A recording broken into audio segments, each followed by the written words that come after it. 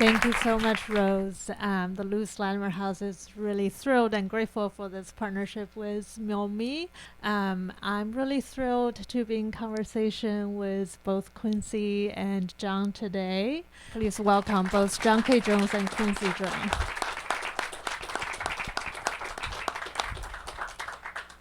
So I'd like to start with you, Jon, since we just saw your wonderful short. This is the second time I saw it, but the first time I saw it on the big screen.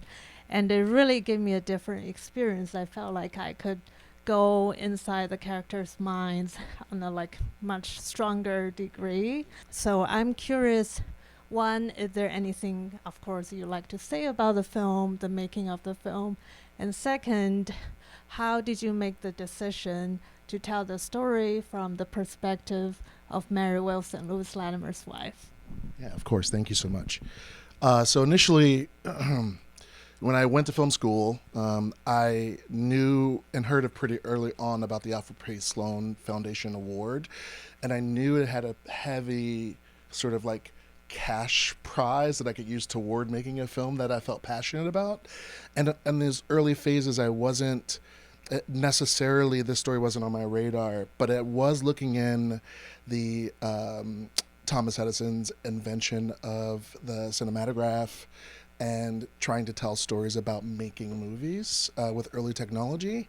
It just turned out to be very, very, very, very white. And I tried to figure out if there were any significant figures on the periphery of these kinds of discoveries, and Lewis Latimer kept coming up. So initially, what turned out to be an exploration of making movies turned out to be finding a source of light through someone who I discovered was in a lot of pots with contemporaries that we all know and don't really know him. And with that being said, I wrote a feature-length version of the story, which is more traditional biopic from start to finish, taking some creative liberties, but still having Mary and Lewis's relationship at the core of the narrative, and won that. And then submitted a short version of the film for a production grant and won that as well. So combine those two things to make this. And so the journey toward making this film about Lewis Latimer was very difficult because of the timing. It was during COVID. I don't know if we still feel anxious about the use of that word, but during the pandemic, we were kind of struggling to figure out where film was going and what we were going to do and how to manage it all.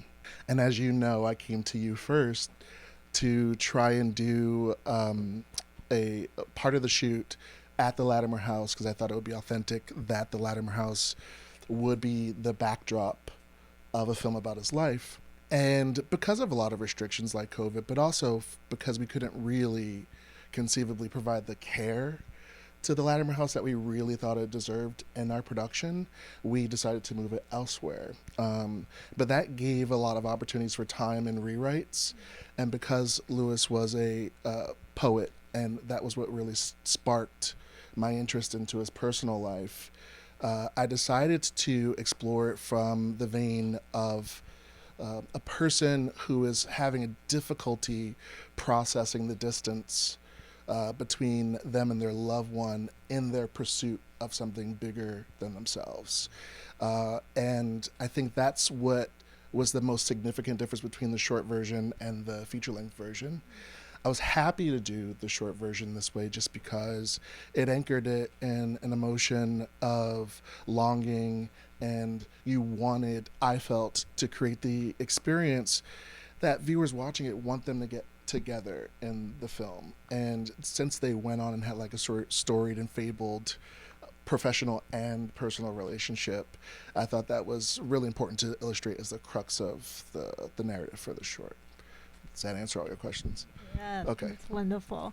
I also really sense this joyful celebration of Black love in that short, and I think that really was important to remember. In Lewis Latimer's life, he wasn't just working, doing inventions, and accomplish everything on his own. There was this family that he loved and this community of support he had.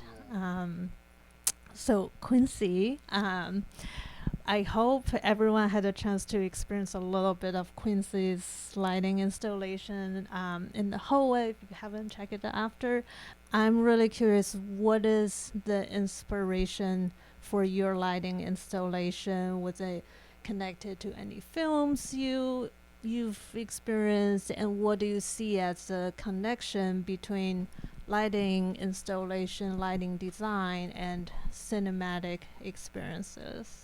Thank you. So, depending on when you arrived, you might see two different experiences of the installation outside. There are two different scenes, and both of them draw from different inspirations from cinema. One is more creating a specific scene that can evoke different emotions, and it's up to the person in the space to kind of define what they feel from it. But I was really trying to look at different color palettes that you find in film that can spark more of like an ethereal type feeling or inspiration or like sense of calm. So the color palette is more on the cooler side, and it ranges between like greens, blues, and purples. And then for that to make it feel a little outside of what you would regularly see in everyday life and experience, and then make you step into it and step outside of it, like metaphorically. And that was drawn from two main features, Moonlight and Euphoria. Strong color palettes in Moonlight, and then utilizing color to evoke emotion in Euphoria.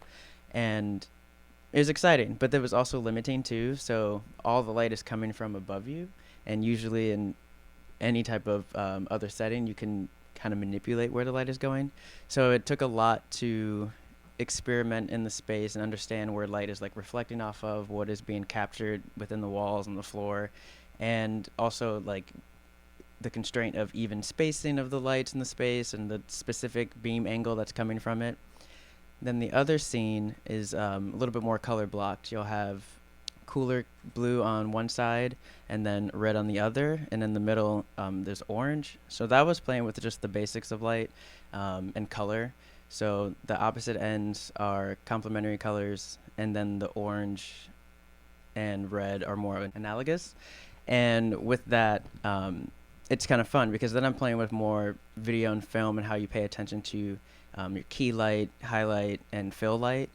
And I use that translate into like my architectural knowledge, which is understanding the task surface, the play of brilliance, and then the focal glow. And with that, the three elements make you think different things. One, what is the light that you see to focus on? So that'd be like the task light. Then two, what's the play of brilliance, where it's like fun and exciting and it draws your eye into it. And then three, what is just the ambient feeling that's surrounding you? And so I use those three colors that way so that when you're traversing through it, you can, if you look at others or if you record yourself, you can see how the colors change on your face or your body, and how that gives different emotions as well. So if you're on the more analogous side, things will kind of blend in together. If you're on the contrasting sides, it'll be a hard contrast.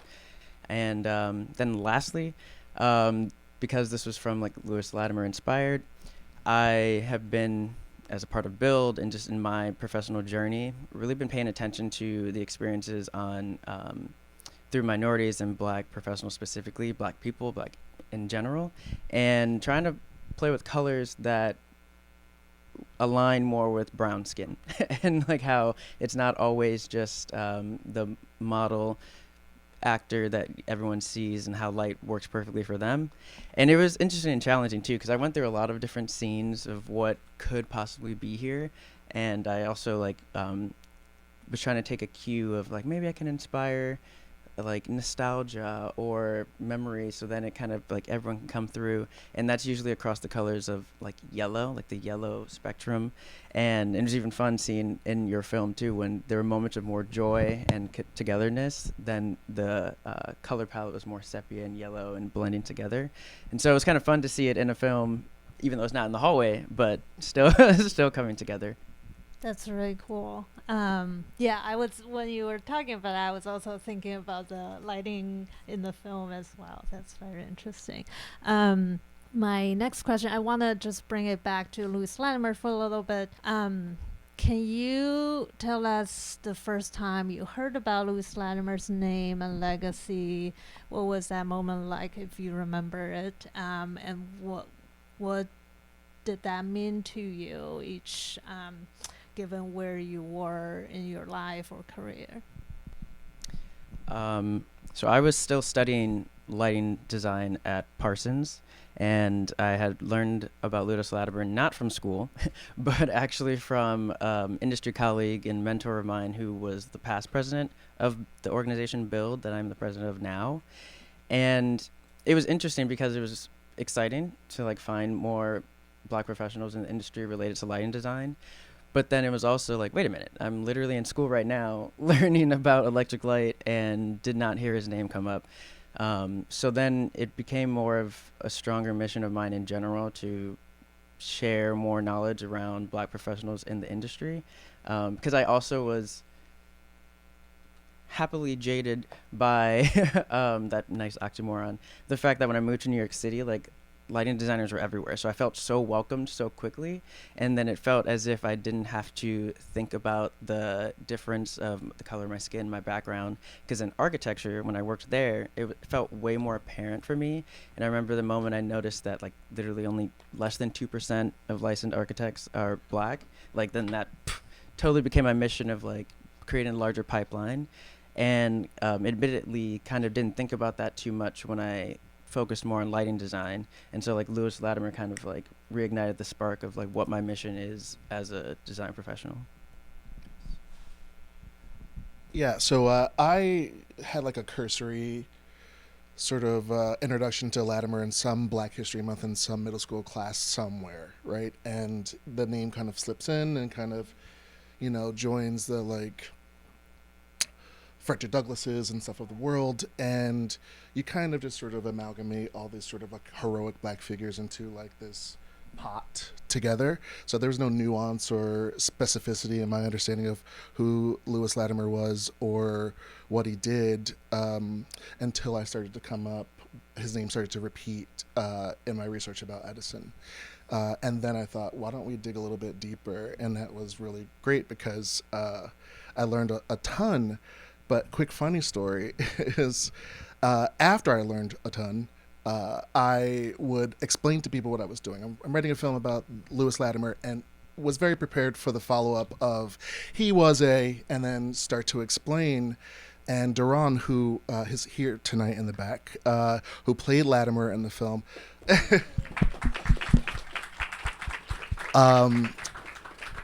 we had been introduced by director friend of mine, Kevin Wilson Jr., who's also in the back, and he, woo,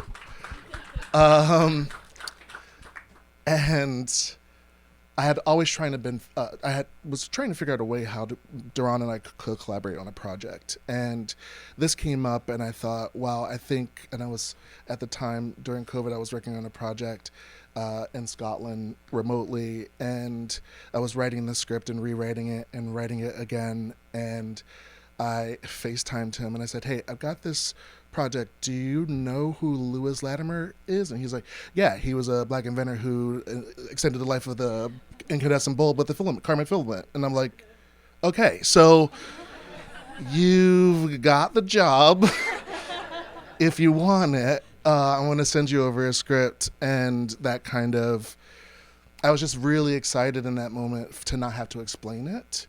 And the goal of the film in its sort of screenplay form as a feature and as a short are both designed with the intention of having people not, or deputizing people into explaining who he was after seeing it, and then hopefully engaging enough people in conversation about his legacy that to the degree where you have to explain it a lot less. Because he's a very special individual, Renaissance person who, I mean, as a multi-potentialite myself, I feel like there's a lot of judgment on the ability to do many things well.